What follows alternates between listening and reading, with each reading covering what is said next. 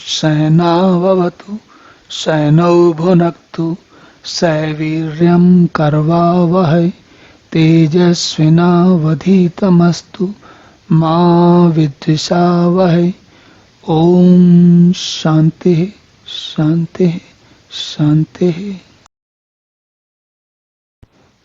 हरि ओम। अब विभिन्न प्रकार के ज्ञान, तप, आहार और यज्ञ आदि के बारे में बताने के बाद भगवान एक और बात अर्जुन को बताते हैं, और वो है ओम तत्सत की व्याख्या। तो ओम तत्सत जो है उसका क्या अर्थ है, और इन जो अभी तक हम बात कर रहे थे उन सब, जैसे यज्ञ, आहार, विधि, देखिए इस अध्याय में भगवान अलग अलग प्रकार से हमको साधना के जो मंत्र हैं, साधना कैसे की जा सकती है, कैसे की जानी चाहिए, उसके बारे में अलग अलग प्रकार से बता रहे हैं। और उसी श्रृंखला में ओंकार या ओम का जीवन में एक विशेष प्रयोग, विशेष अर्थ है।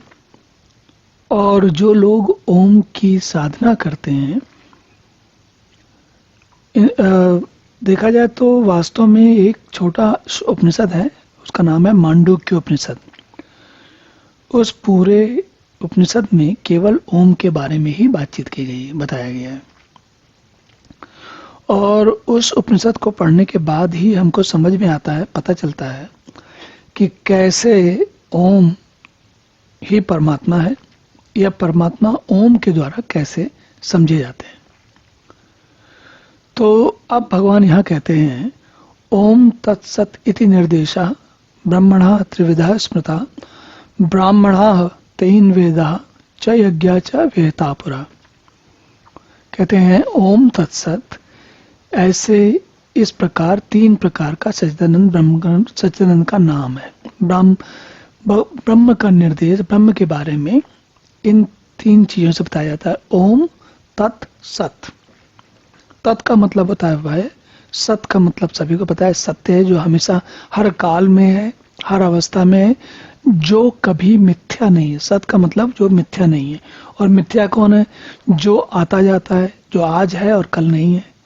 तो ऐसी कोई भी स्थिति, परिस्थिति, वस्तु, अवस्था जो हमेशा है, हमेशा का मतलब केवल आज, कल, करोड़ साल, 2 करोड़ साल, उसकी बात नहीं हो रही।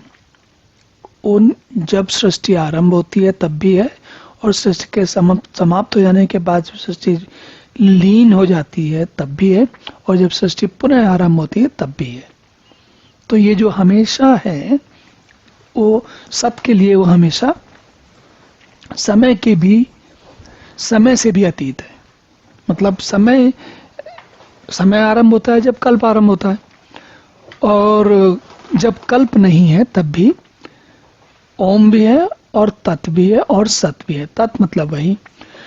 तो भगवान को जानने के लिए, परमात्मा को जानने के लिए ओम एक बहुत ही सशक्त साधन है।